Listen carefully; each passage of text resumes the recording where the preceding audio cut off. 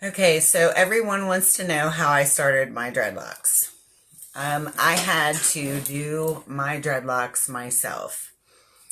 I was incarcerated, and which sucks. So I really didn't have that many options as far as crochet hooks and extensions and product or anything like that. I used the twist and rip method.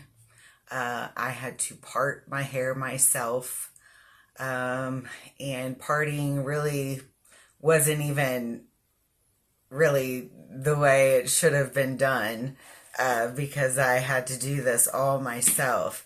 And if anybody has ever been incarcerated, you know that uh, mirrors are not that great, and just combs are plastic and they don't last at all.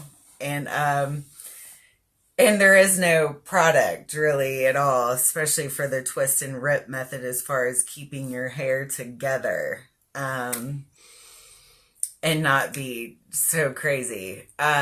So anyway, I was incarcerated and I had this bright idea. I was able to get butterscotch candy on commissary, and it was the butterscotch candy that has sugar in it. And so I used an empty Suave bottle of shampoo. It was empty. And I took an entire bag of butterscotch candy and crunched all that candy up, threw the candy wrapper with the candy in it. I threw them all on the ground, on the concrete floor, and got that all the candy was all crunched up now. So I put all the candy into the Suave bottle. Then I took about, I don't know, probably about an ounce and a half of shampoo. It didn't matter what kind of shampoo. I probably used Suave, obviously. And then I put just maybe,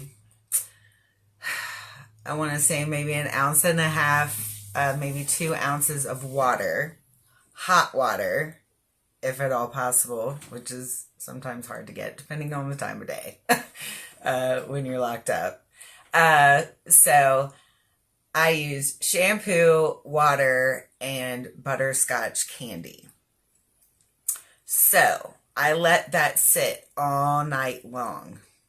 So the next day, the butterscotch candy had melted to where it looked like honey. It looked like honey in the bottle. So now obviously there's shampoo and a little bit of water in there. So I did nothing but shake that bottle up. I shook that bottle. I had people shake it for me.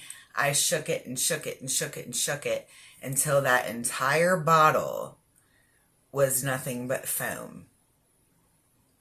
All foam. Like the whole bottle now was like white, and it's completely full up to the top. So I would take anything, that I could get my hands on, and I would pour the foam now onto something and let it sit for just, I don't know, maybe like a half an hour or something. Just enough to get it sticky. Kind of like you would putting eyelash glue on fake eyelashes. You kind of want it tacky. So that's what I did. And now, mind you, I did the twist and rip method. So I was teasing my hair and ripping and twisting and ripping and twisting and just doing. It's hard to explain unless you know what you're doing. I would have to actually put a video on to show you. So now I'd had dreads before, so I knew what I was doing. Now, normally I do not use any product at all. But because I was incarcerated, I wanted to get this done quick. And so I kept using that stuff. And let me just tell you, that stuff was so good that when I got out of jail, I actually went and got butterscotch candy and everything to make this stuff. Not only did it smell good, but it was like super glue, and it washes out. I mean, it washes out. Like, I didn't have any like build up after I, like, you know, clarified my hair and really did a good shampoo and all that stuff. So, I mean, it came out. I mean, just like anything else that you may or may not put in your hair or whatever. The stuff worked great. Now, would I do that now? No, not at all. Most of the time when people come in and see me, they're not going to go through all that. I do the twist and rip method, obviously, but I also use the crochet hook to make it tighter and more instant. Gives you more, it gets you more ahead in the locking process of it all. So anyway, that's how I started mine, and I had to keep working. I had to keep messing with them every day. I had to constantly mess with them and everything to get those suckers to stay put. And I also did about 5 other girls' hair this way. And I mean, we all had bottles of this stuff. I mean, it was amazing. It was so good that some of the girls started to use it for like hair gel. But this stuff is like glue. But anyway, that's how I started mine. And then I buzzed my head on the side. I didn't do it like most of the girls in there do it, because I guess they just go too high. I don't know, but I know that I only wanted right here done, and because I was flipping my hair over, I did that anyway, like naturally. I always flipped my hair, and the less hair on your head, it just looks cooler. It gives you more of a, you know, rocker, badass type of look, you know. And I mean, I'm a badass, so whatever. I'm just going with.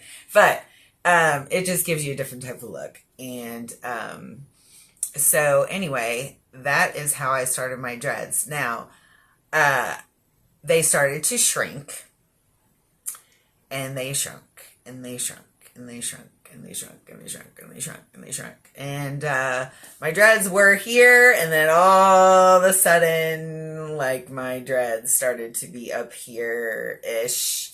And that is when I started to make synthetic dreadlocks on my own.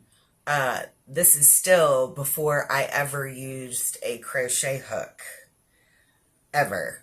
I still did not use a crochet hook when I made my synthetic extensions. So for anybody that knows how to make synthetic extensions, this is a process to do. I mean, they were fluffy, obviously, because I did stick them in boiling water, hot water, and all of that. I did do that. But they were still, you know, fluffy. I didn't braid anything around them to keep them together. I didn't do any of that. So I had some pretty, you know, I mean, they looked like dreads, you know. They did not look like they had been crocheted at all. Like, they just looked like some dreads, and that's what I wanted. And that's how I put them in. I mean, I used them, and eventually the circumference of them got smaller with time, just like with anything that wants to, um, and mature. And so that is how I did that. Now, I'll get into all the other stuff later as far as learning the crochet hook and all of that. So there's that video.